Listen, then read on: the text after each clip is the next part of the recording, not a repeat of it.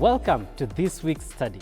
We hope and pray that you've been enjoying and growing in this study of the Spiritual Emphasis campaign. God bless you as you listen to this message from Reverend Amos Otienoh.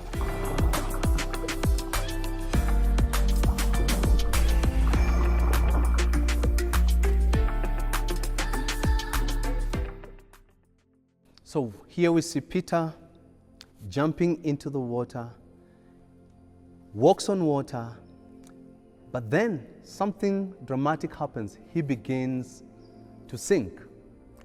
And as he begins to sink, I'm wondering what went into his mind. Was he failing? Was he succeeding? But then I'm reminded of Eliud Kipchoge, the great marathoner, as we all refer to him. In just the concluded Paris Olympic Games, he never finished his marathon. He never concluded, he never finished his marathon. And in one of the interviews, this is what Eliud Kipchoge said. "This is my worst marathon in my career. I have never dropped out of a race. But that's life. Like a boxer, I have been knocked out. I have become top, finished second, become 8th, 10th, and DNF. DNF means do not finish or did not finish. And so such is sports." When he was asked further about what he thought about the whole experience, this is what Eliud Kipchoge said. "I do not want to comment on what will happen tomorrow. So I will go back home, try and evolve. If I do not, then I do other things. Sports is a different career where you fall down today and wake up tomorrow. Every day is a learning opportunity." And friends, just looking at Eliud Kipchoge's comments about him not being able to finish up the marathon just brings into perspective about how our perception of failure can either energize us or paralyze us. For Eliud Kipchoge, he never thought of him not finishing the marathon as a failure, but he actually looked at it as an opportunity to go back and evolve. And he's actually promised that in the next marathon, he will be there. Maybe not Olympics, but I think Atlanta Marathon or something like that, he will be there, just based on his perception. That, despite what people said about him online, they said, you have failed, you are the GOAT, but now you failed, you did not finish the marathon, you never even came number 4 or 5. But that did not deter him from having a positive outlook on what he considered what many people considered to have been failure. And so your perception of what you look at as failure can actually help you rise again or can completely bury you. So how do you perceive failure? Or even sometimes, how do you perceive what you call success? I look at Eliud Kipchoge again, and Eliud Kipchoge comes back and says, "You know what? It is true. I did not finish the marathon. It is true. For the first time, I am a DNF." And what is Eliud Kipchoge really doing there? He's not living in some kind of utopia and just imagining that everything is okay. He's actually coming face to face with his reality that, you know what? I did not finish the race. He understands there are things, there are challenges that he might have gone through that made him not finish the race.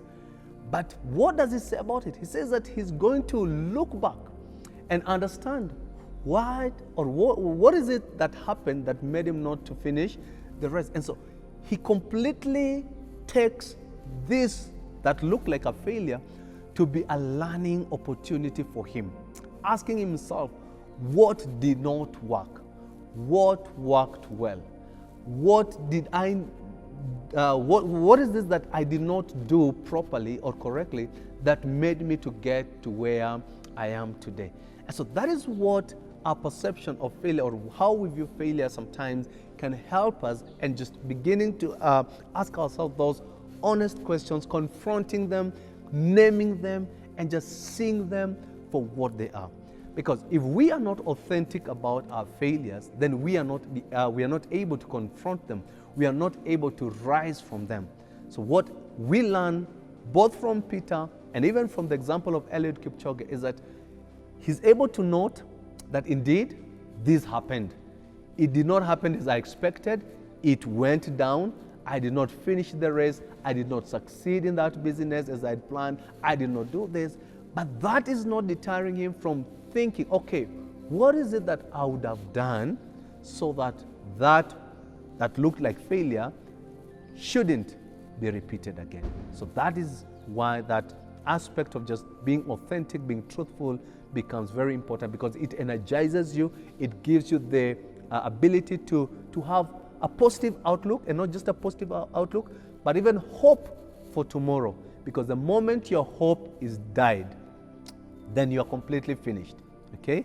So you do not need to get at a place where you no longer are hopeful, you're no longer are looking at life positively because of just the things that happened around your life, around your work, around your family, and such kind of things. You are learning from them, you're naming them, you're confronting them, you're saying it is true, it happened, this happened, but this is not where I'm going to be. I am going to arise because I have understood what it is that brought me down. So when we fail, or when we look at ourselves as failure, most of the time we point fingers to other people. We name others, we blame others, we blame our parents, we blame our teachers, we blame other people, we blame every other person except ourselves. But you see, when you have a different perspective of what failure is, then it draws you to yourself. And when it draws you to yourself, you begin to ask yourself questions. Before asking other people questions, you begin to ask yourself questions. And these questions are questions that ordinarily are difficult questions. For example, you may want to ask yourself, when I was venturing in this thing, were my motives right? Were my motives right? And that begins to align your motives. Was I in line with God's will? Was I in line with God's purpose? These are questions that sometimes, when asked by other people, they may sound offensive. But when you begin to ask yourself, it just shows that you have actually confronted the truth that things have not gone right the way you wanted them to go, or the way you had expected them to go. I'm just trying to imagine Peter beginning to sink. Could it be maybe at that point his motive changed? And this is just an imagination. Maybe he looked into the boat and just started to boast that he's the only one walking on the water and the other disciples are right inside the boat. Could that be the thing that made him to sink? So here we are saying that asking yourself questions helps you to clarify. Did I do the right thing? Were my thoughts correct? Were the processes that I took correct?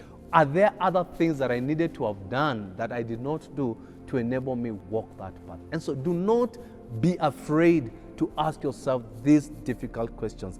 They may bombard you, they may confront you heavily, but yes, that is the place where then you begin to arise, because you know exactly what happened. You are asking yourself the difficult yet right questions, and through that, you become energized for the next phase of what God is calling you to do. So as you go out this week, I want you to be true about your failures. Share some of the things that you actually feel that you failed in. Write them down. But even as you write them down, ask yourself, what are some of the lessons that I am picking from this that I consider failures? And then pray with each other that you will not remain at that place of failure or feeling as a failure, but that through that and by God's help, you will arise again and walk the path that God wants you to walk. You will not go back into the boat, but you will keep walking on the water. God bless you.